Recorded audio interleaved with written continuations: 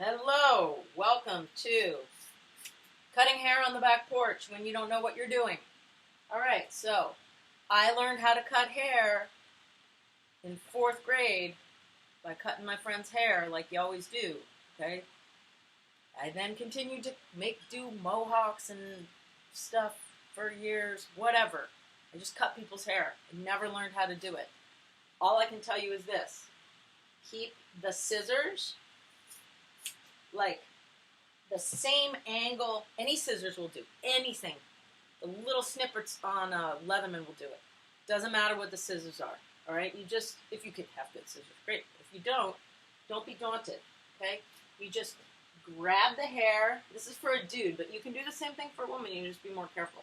Grab the hair and cut with the plane of the scissors at the same plane as the head. Okay? So that's all. You just want to...